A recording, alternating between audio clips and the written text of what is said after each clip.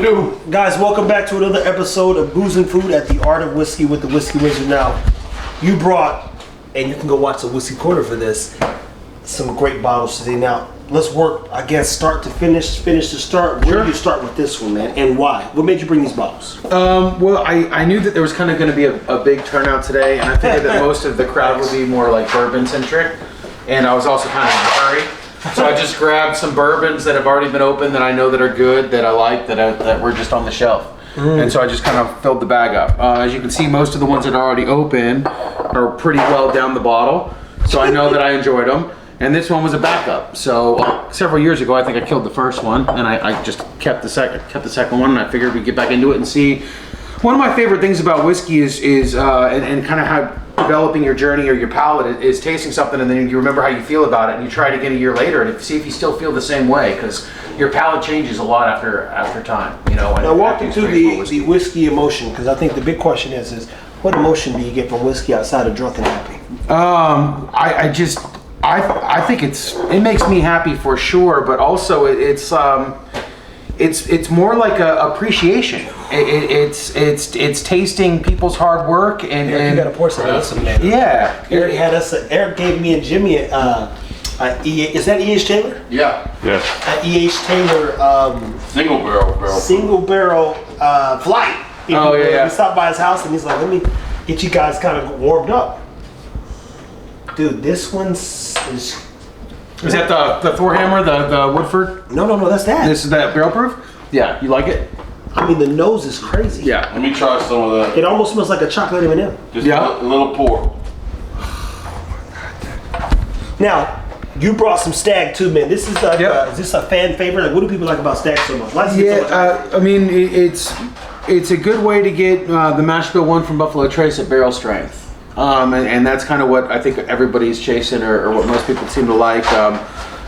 Everyone seems to be after the Buffalo Trace products, and then generally the closer you can get to barrel strength, that's what people seem to be chasing the most, unless you're getting into like BTAC or special release. Now, tell them this too, Richard, because I work at the blender with you, definitely on content and just all that other stuff. I personally don't know what it's like, even though I've tried things, to get stuff without it being cash strength. Like, if it's not cash strength, I feel like I'm being cheated on. I hear you sometimes, yeah. I mean, there are things that are done where water's added for nuance or to open things up or to accentuate an oak profile or things like that. But especially if you're far along or as advanced as you are in your whiskey journey now, after being around the blendery a lot, you know, sometimes it feels like, hey, I'll add my own water. You know what I mean? Fill it up straight out of the barrel, and they've got a faucet right there. And if I need to add a little bit of water to it, I mean, but Jimmy's back here cooking. Yeah, we're at Booze and Food. My job is to create flavor, texture, sweet, savory.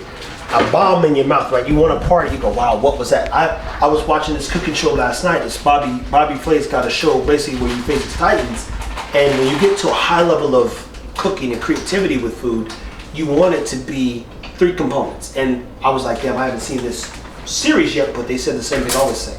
I love texture. I love when there's tons of flavor. I like when there's a bit of spice, and I love when there's something that you didn't expect. See, wow, I would have never thought to put this and that together. You could definitely apply that to this. That's Texture my point. is huge on whiskey. Spice is huge on whiskey. Something you don't expect is huge on whiskey. Big flavor is huge on whiskey. But you get my point, because now bourbon's authentic to America, right? And in this case, we're drinking some authentic, I don't know what to call it. What do you call this? This is history, basically, right? I feel like it is, yeah. I mean, if you're going to judge these whiskeys based upon the way people now are judging whiskeys from, 20, 30 years ago, yeah, I think that these maybe in 20, 30 years from now will be talked about that same way. Well, even still, even if it's not talked about, how old is this E.H. Taylor, for instance? I don't know how old the barrel strength batches are. I think people speculate between around 8 years old. So regardless, when you get to this level of whiskey where they're like, 6 year, 8 year, 5 year, 4 year, 10 year, 12 year, 15 year, depending on your stag, you had to wait 10 years and pray to a degree. Sure. That you got it right. Yeah. So even if it's not as great as they say 10 years from now, we drank history today. Yeah. Was that fair to say? Yeah, absolutely. And I would say that these, these are picks. So for every barrel like this, that some of the ones maybe that didn't happen right, they just didn't get picked. But these were, whatever local group or store you support around you, they went to Kentucky and they tasted several barrels and they picked this one for you, or they picked this one for you. And then these, this is a batch product, but this is an annual special release, so that was intentional with the barrels they selected for that, I imagine. And the same thing with the Woodford. Now, if you had to recommend that someone go and turn around and choose to start their whiskey collection with one of these bottles, what would be the bottle you tell them to get 9 out of 10 times? I think that most people, everything here is going to be barrel strength. So if you're just getting started with whiskey, before I would recommend one of these to you, I want to make sure your palate is acclimated to drinking high proof, barrel strength whiskey, kind of at that proof level. After that being said, these are generally the two that people seem to be chasing right off the bat. Most people getting into a bourbon journey and are usually focused on Buffalo Trace immediately. They're just the most commercially sought after. So I would say the Stag Pick or the E.H. Taylor. And I love these Four Roses single barrels as well. There you have it, people. Well, again, Richard's one of the blenders there. We're going to talk a little bit more about blending in another episode. We get to have him as a pleasure here on Mondays. I see him the next day on Tuesdays. If today's as legendary as I think it is, I might go to on Wednesday. I don't have no set days. I gotta be there on Tuesday. You gotta be there on Tuesday. But you've already, there's so many amazing things at the blender right now. That's right. Wow, you ain't bullshitting. That's right. I know, because Jimmy keep buying shit like it's not gonna be some more shit.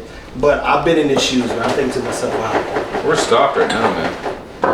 Yeah, exactly. Yeah, we've got to get good whiskey. The root beer just sold out. Yeah, because of me. All good things must come to an end. I bought the last one, Playboy. And I should have. I ain't gonna lie to you. You can buy it from me.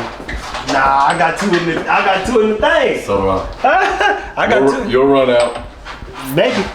In the meantime, we'll crack open that Elijah 18. There you go, people. Well, as anywho, man, stay tuned. Keep it whiskey. We appreciate everybody bringing the good stuff. Today's gonna be a good day. I promise you. Hey, I keep getting messages. They coming today. I thought it was gonna be a low key day. I said, oh shit, this is getting out of hand.